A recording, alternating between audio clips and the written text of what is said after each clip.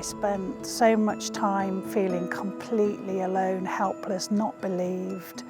All my conversations were just about pain. Even if you'd only met me for a few seconds, I'd be telling you every pain drug I was on, how it made me feel. When I was 31 and I was living in London, I went home to Wales for Christmas one year, and I was watching television with my grandmother, and it was as if somebody stuck a cattle prod to the side of my face, and the pain was extraordinary. It literally knocked me onto the floor, and this pain never stopped.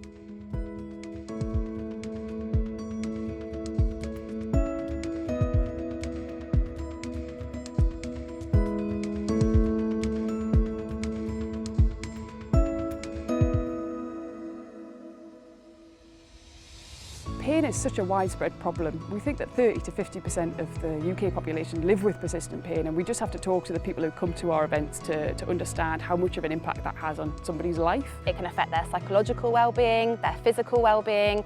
It can affect their ability to do the things that are important to them and bring meaning to their lives. The Flippin' Pain campaign is about trying to make real, meaningful change for people that live with persistent pain. This is the only public health initiative focusing on pain education happening in the whole of the UK. Flippin' Pain literally flips it around by being grassroots, by starting with the public, by going to the public where they are and starting by getting the messages across to them. Went to get out of bed, couldn't get out of bed. Literally, I was paralysed to the bed. I was petrified. Flippin' Pain have more or less transformed my life in the sense that I know how to deal with my pain every day. Everything matters when it comes down to pain. It's a biological, it's a psychological, it's a social kind of phenomenon. It's an experience made up of all those different parts. And if we understand that our thoughts and our beliefs influence our pain experience, then we can begin to think about how we think about persistent pain and perhaps begin to change it. Because if we can change how we think about persistent pain, then we can take the important first steps towards recovery. I wish that I'd known then that surgery wasn't the answer, that medication wasn't the answer. I used to have to wear face masks. You know, I couldn't be out in the wind. The wind would trigger extraordinary pain. I just cycled along, a windy front from Skegness in the wind with nothing on my face and absolutely loving it and feeling grateful for every single second of it.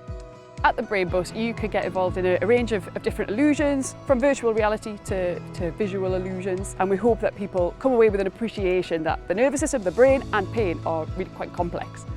I want patients, people in general, the public in general, to have more knowledge, because knowledge is power. There has been at least one person for all of us who said, I get it, I can do this, I can start to make the changes I need to make with the tools that you've given me. It upsets me on a daily basis that our new understanding of pain is not more mainstream, which is why this campaign's so important. We don't talk about it. We don't talk about how it affects us all. It really opens up. It needs to be in the community, so we need to be having conversations, open conversations, not feeling afraid to talk about it. Open your mind and look at what's out there. And this is just one small part can make a big influence on your life. Living with somebody who suffers from persistent pain, you get to see how it affects them mentally.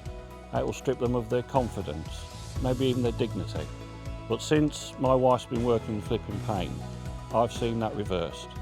It's not about what's the matter with you, it's about what matters to you. And if we can get people to understand that and flip their understanding, and if we enable them and empower them to actually ask the right questions of the health professionals who are kind of still dragging their feet and just want to look at the injury and not the person, that's going to make all the difference.